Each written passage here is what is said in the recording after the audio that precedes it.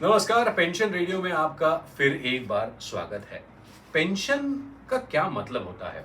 और दोस्तों, कहा यह जाता है कि लैटिन शब्द पेंसियो, जिसका मतलब होता है पेमेंट, इससे पेंशन इस शब्द का इजाद हुआ है। अब देखिए, लैटिन हमें आती नहीं है। मैं उम्मीद करता हूं कि पेंसियो का जो उच्चारण है हमने सही सही किया होगा। अगर आपको पता होगा तो आप हमें जरूर बताइएगा। लेकिन इसका मतलब होता है, पेंशन का मतलब होता है पेमेंट। आप अगर किसी कार्यालय में, कहीं कंपनी में आप 15, 20 साल, 25 साल काम करते हैं, तो रिटायरमेंट के बाद आपको एक बेनिफिट के रूप में एक धनराशि दी जाती है, जिसको हम पेंशन कहते हैं, जो आपको हर माह मिलती जाती है। हर एक कंपनी, हर एक सेक्टर का पेंशन के रूल्स अलग अलग होते हैं, चाहे वो सेंट्रल गवर्नमेंट एम्प्लॉइज हो, स्टेट गवर्नमेंट एम्प्लॉइज हो, या फिर लोकल ऑटोनोमस बॉडीज के पेंशन के रूल्स हो, या फिर प्राइवेट में जो एम्प्लॉइज प्रोविडेंट फंड की स्कीम होती है वो हो, या फिर आप जो टी प्लांटर्स यानी कि चाय के बागानों में काम करने वाले वर्कर्स हैं, या फिर खदानों में, कोल माइंस में काम करने वाले पेंशनर्स हैं, उनके सारे रूल्स अलग अलग होते हैं। ये कहा जाता है कि ब्रिटिशों ने, अंग्रेजों ने 1857 1860 के बाद पेंशन का ये जो प्रावधान है ये शुरू किया था। अब देखा जाए तो जो पेंशन स्कीम है, जो ओल्ड पेंशन स्कीम है, इसमें बहुत सारे ऐसी बातें हैं which are really very important.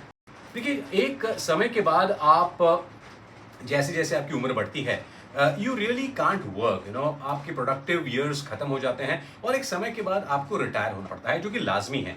लेकिन इसके बाद उस व्यक्ति का क्या?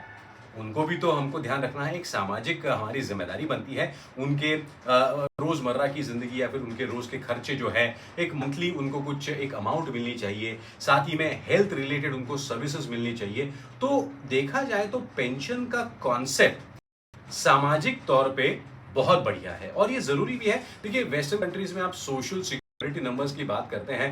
भारत एक बहुत ही कॉम्प्लेक्स और एक बहुत बड़ा देश है, जहां पर हमें शायद अलग अलग तरह के लोगों के लिए शायद पेंशन के स्कीम्स थोड़े से ऊपर नीचे करने पड़ सकते हैं। लेकिन we have to take care of our senior citizen, because होता है कि बहुत सालों बाद जब सीनियर सिटीजन नॉन प्रोडक्टिव हो जाते हैं, तो कई बार उनके बच्चे ही उनका शायद ख्याल नहीं रखते, या फिर कई बार ऐसा होता है कि बच्चों और पेरेंट्स के बीच में अच्छे संबंध है, लेकिन बच्चे किसी और शहर में रहते हैं, विदेश में रहते हैं। तो ऐसे में इन वरिष्ठ नागरिकों का ध्यान कैसे रखा जाए? तो pension is one of the ways to do it. लेकिन सामाजिक तौर पर सही लगने वाली ये जो स्कीम या फिर ये कॉन्सेप्ट है, ओवर द इयर्स इसमें क्या इम्पैक्ट पड़ा है? देखिए, पिछले 100-150 सालों में आप लाइफस्टाइल चेंजेस, मेडिकल एडवांसमेंट्स की वजह से आपकी जो एज एक्सपेक्टेंसी है, लाइफ एक्सपेक्टेंसी है, ये भी बढ़ गई है। यानी कि आपका जो डेथ रेट था बहुत साल पहले, 50-70 साल पहले, वो अब नहीं रहा। अब इस वजह से ये जो पेंशन स्कीम है, इसमें देखिए क्या दिक्कतें आने लग गई है। फ्रेश रिक्रूटमेंट आपकी कम हो गई है। इसका मतलब है, जैसे जैसे समय निकलता गया है, वैसे वैसे as compare to the number of people working, आपके पेंशनर्स बहुत ज्यादा बढ़ गए हैं। ये इकोनॉमिक दृष्टिकोण से एक थोड़ा सा बोझा बनता जाता है। कहते हैं कि 1951 के आसपास भारत में लगभग 3 करोड़ के आसपास वरिष्ठ नागरिक थे, which basically went on to about 5.5 crore around 1991। और 2000 इनफैक्ट 16 आते आते ये संख्या बहुत ज्यादा बढ़ गई है। यानी कि हर साल आपके वरिष्ठ नागरिकों की संख्या में 5.5 से 6, 6.5% की वृद्धि हो रही है, जिस वजह से 2016 के आसपास वरिष्ठ नागरिकों की संख्या देश में लगभग 11, सवा 11 करोड़ के आसपास पहुंच गई है। इसका मतलब है कि जैसे जैसे लोग वरिष्ठ होते जाते हैं, रिटायरमेंट के बाद आपको उनके लाइफ के एंड तक पेंशन का प्रावधान आपने किया है। इसकी वजह से देखिए इकोनॉमिक क्राइसिस क्या आती है, जिसके ऊपर ध्यान देना बड़ा जरूरी है। अब रेलवे का ही चलो एग्जांपल ले लेते हैं। रेलवेज में बहुत जबरदस्त तरीके से हमारे लोग काम करते हैं। रेलवेज की अगर हम बात करते हैं तो 1984 के आसपास लगभग 2.7, लगभग 2.5 लाख पेंशनर आपके हुआ 1984 में रेलवे। यहां पर 2000 आते आते पेंशनर्स की संख्या 2.5 लाख से 10.5 लाख हो गई है, और पेंशन के अमाउंट में लगभग डिसबर्समेंट में 50 गुना बढ़ोतरी हुई है, इस बात का हमें ध्यान देना होगा। यानी कि 80-81 में रेलवे लगभग 106 करोड़ रुपए पेंशन डिसबर्स था।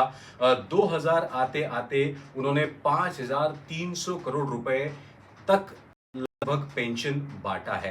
तो ये जो फाइनेंशियल बर्डन होता है ना, इसको सह पाना बड़ा मुश्किल होता है। इस वजह से दिक्कतें ऐसी हो रही है कि ये जो फाइनेंशियल क्रंच है या फिर फाइनेंशियल बर्डन है, इसको सह को कंटिन्यू भी किया जा सकता है या नहीं, ये सोचना पड़ेगा। और इसीलिए ओल्ड पेंशन स्कीम को शायद डिसकंटिन्यू करके एक नेशनल पेंशन स्कीम, जो कि न्यू पेंशन स्कीम है, इसको लाया गया है। अगले एपिसोड में हम इन दोनों ही स्कीम्स के कंपैरिजन पर ध्यान देंगे और इसके बारे में भी हम आपको बताएंगे। तो रेलवे का जब हम उदाहरण, तो सामाजिक दृष्टिकोण, सामाजिक जिम्मेदारी एक तरफ और आर्थिक बोझा दूसरी तरफ ये है। जो भी हो, पेंशन ये एक कॉन्सेप्चुअली बहुत अच्छी बात है। अब नए जमाने में नए समय के अनुसार हम किस तरीके से नई स्कीम लेकर आते हैं, ये भी हमको जानना बड़ा ज़रूरी होगा। आने वाले एपिसोड्स में हम आपसे यही सारी बातें करेंगे। पेंशन रेडियो एक ऐसा प्लेटफ़ॉर्म है जहाँ पर आप पेंशन रिलेटेड सारे सवाल पूछ सकते हैं और हम हमारे एक्सपर्ट का जवाब देने की पूरी कोशिश करेंगे। लेकिन उसके लिए आपको लाइक करना होगा, शेयर करना होगा और सब्सक्राइब करना होगा। बने रहिएगा पेंशन रेडियो। नमस्कार।